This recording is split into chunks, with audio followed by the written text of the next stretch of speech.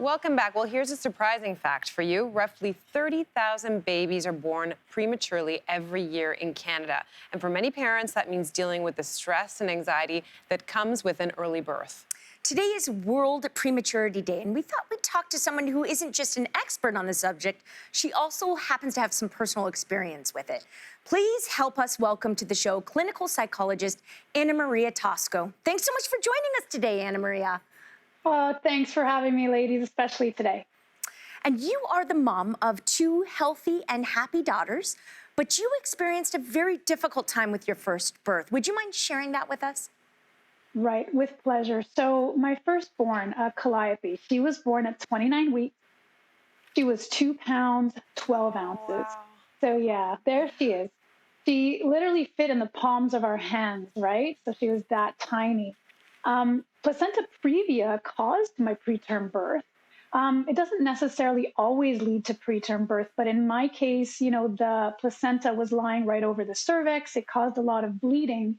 So by the 27th, 28th, 29th week, the bleeding was too much to manage. So the medical team was like, emergency C-section.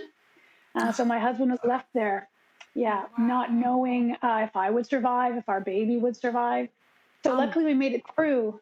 And there's a lot to celebrate today on World Prematurity Day for us, and a lot of awareness to raise as well. I mean, I'm just going back as you're telling that story and imagining how challenging that was for you and your husband. And you've been really open about the fact that you suffered a lot of anxiety throughout that experience and afterwards.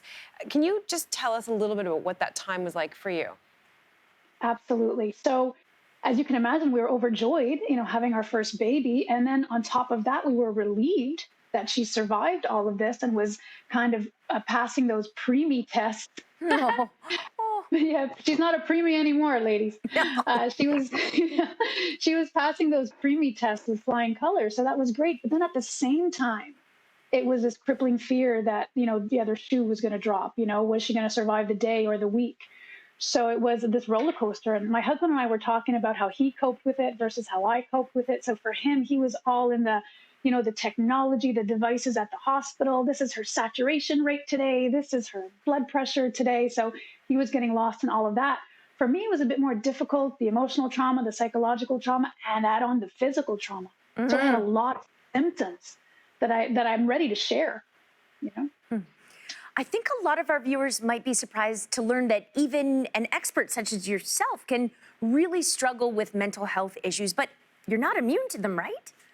No, absolutely not. So listen, a few of the symptoms I had, I was, worried about traffic, how close we were to other cars. I was worried about even getting into an accident and flying off the bridge, let's say. I was close to buying one of those windshield piercers to survive a car being submerged in water. And then tack on these intrusive thoughts I never had. I was watching a snake documentary, and there's, the idea that the snake is coming out of the, potentially could it come out of the toilet bowl? Could it go in my child's room and kill my baby? So I'm really glad that you're asking about, the immunity, because no one's immune. I mean, mental illness symptoms do not discriminate. It doesn't matter who you are, where you come from, how much you make, right? Too many people think that they're crazy or that they're weak. All of these symptoms don't make you weak. As a matter of fact, they're legitimate. They come from somewhere. Anxiety is the fight or flight reaction. Right. So it actually starts off being our friend, right? It starts off saving us from the tiger, but then it gets out of hand when we become irrational, right? Then our body goes, oh, so you're in danger? Okay, I got you. So your anxiety levels go up, but essentially you don't really need it. So anxiety is the misfire of the fight or flight. I mean, as you're talking about this, I'm remembering back to the early days of when I just had given birth and came back to work. And a lot of the symptoms you're describing, I relate to. But I thought to myself, oh, well, it can't be anything. I know it's not postpartum depression or what I thought that was. So maybe talk a little bit about the difference between postpartum depression and postpartum anxiety. What are the differences between them? Yeah, Cynthia, looks like we might have something in common there, because that's exactly how I felt. So I know that postpartum depression, look, it merits all of the attention it gets. It's important. It involves self-doubt. It involves feelings of guilt around motherhood, lack of energy, low interest, feelings of sadness or hopelessness. But I also knew that that wasn't my cluster of symptoms. Sometimes postpartum anxiety can go along with postpartum depression. Oftentimes it can, but sometimes it's independent. And postpartum anxiety, how I like to explain it, is it's like something I treat called generalized anxiety, a catastrophic fear that something bad is going to happen. Worst case scenario thinking.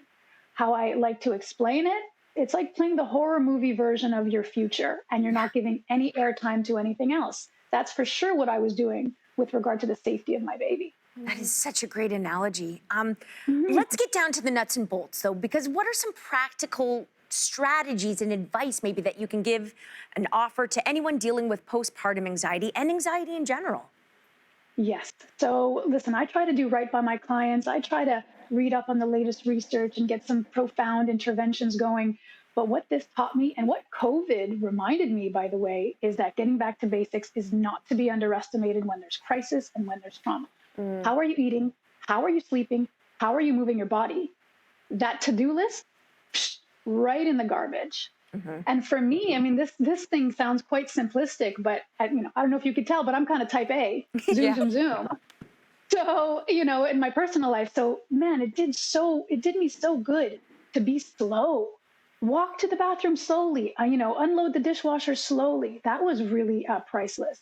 And two last things I would say, please, oh, please express your emotions, because emotions can actually cause anxiety and increase your anxiety. So I can't tell you how important it is to express those emotions. And last, please express those fears. Because could you imagine it was just me alone in my mind thinking about that snake? I needed my husband to be a little, a sounding board to tell me at that time what was rational and what was irrational. Well, I'm glad you brought up your husband right now, but I'm just thinking of anyone who's watching right now who might have a partner or a friend or a family member dealing with a premature birth or just a regular birth and who they might think is experiencing anxiety as a result. How can we support them? Yeah, so first I'm going to say always follow their lead, but sometimes there's no lead to follow. And if that's the case, I want to say stay in today.